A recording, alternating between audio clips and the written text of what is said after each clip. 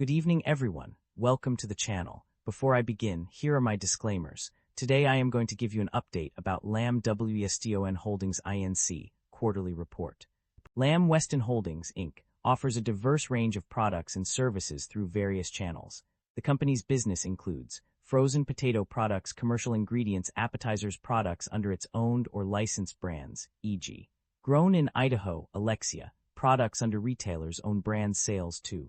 Plus quick service and full-service restaurants and chains, plus wholesale, plus grocery stores, plus mass merchants, plus club retailers, plus specialty retailers, plus food service distributors, plus institutions, e.g. businesses, educational institutions, plus independent restaurants, plus regional chain restaurants, plus convenience stores. LAMB WESTON Holdings, Inc.'s stock price has dropped by over -29.45% in the past year due to a combination of challenging market conditions and underwhelming financial results. Several key events have contributed to this decline. The company's disappointing Q1 fiscal 2025 earnings, which missed analyst expectations, led to a significant drop in its stock price. The poor performance was exacerbated by a leadership change, with CEO Thomas Werner stepping down amidst the release of the disappointing earnings. LAMB WESTON has faced headwinds from a challenging macroeconomic environment, including soft restaurant traffic, increased industry capacity, higher manufacturing costs, and market share losses. Analysts have reacted to these struggles with several downgrades and revised outlooks, further contributing to the decline in the company's stock price. The restructuring plan announced in October 2024, intended to generate long-term cost savings, incurred a significant pre-tax charge that negatively impacted GAAP results. The cumulative effect of these challenges has led to a substantial drop in LAMB WESTON Holdings, Inc.'s stock price over the past year. The primary drivers of revenue growth or decline can be summarized into several key factors. On the growth side, a significant increase in gross profit and income from operations contributed to revenue growth. Additionally, volume growth, customer wins, share gains, retention, favorable foreign currency translation, and net sales at constant currency all played a role. However, on the decline side, price/mix decline was a major contributor, along with unfavorable mix, net payments under revolving credit facility, repurchase of common stock, cash dividends to common stockholders, pension settlement charges, and voluntary product withdrawal charge. These factors highlight the importance of managing pricing strategies, customer retention, and operational efficiency in driving revenue growth while minimizing declines. Net income and profit margins show significant improvement. The company's net income has seen a substantial increase, rising by $98.2 million from -$36.1 million to $62.1 million over the first 13 weeks of 2025, compared to the same period in 2024.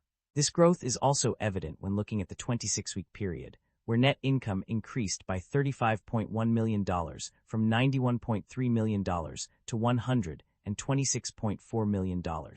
Profit margins have also improved significantly, with gross profit margin increasing by 2.6 percentage points from 17.4% to 20% over the first 13 weeks of 2025 compared to 2024. Operating profit margin has seen a similar improvement, rising by 1.9 percentage points from 4.4% to 6.3% over the 26-week period. The reasons behind these improvements are multifaceted. A combination of factors, including increased revenue and decreased operating expenses, have contributed to the net income increase. Additionally, profit margins have improved due to an increase in gross profit and a decrease in operating expenses. These changes suggest that the company is becoming more efficient and effective in its operations, leading to better financial performance. The company's financial performance indicates a strong ability to generate cash from its core operations. With an operating cash flow of $530.4 million in 2025, the company is clearly producing positive cash flow, demonstrating its efficiency and profitability. This trend is further reinforced by the fact that operating activities are also generating a significant amount of cash, totaling $530,400,000. The company's debt level and interest expenses have undergone some changes, but the significance of these changes varies. In terms of debt level, total debt and financing obligations increased by 6.1% from $3,933.5 million to $4,148.2 million.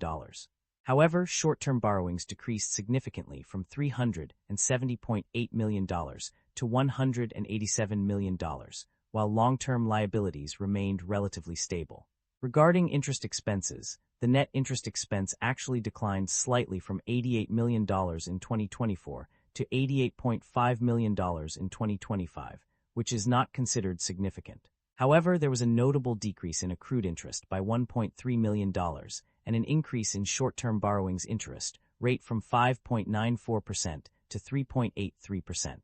Management's outlook and strategy. The company's management has expressed a strong business and financial outlook, with plans to execute large capital projects, implement cost savings initiatives, and expand into high-growth emerging markets.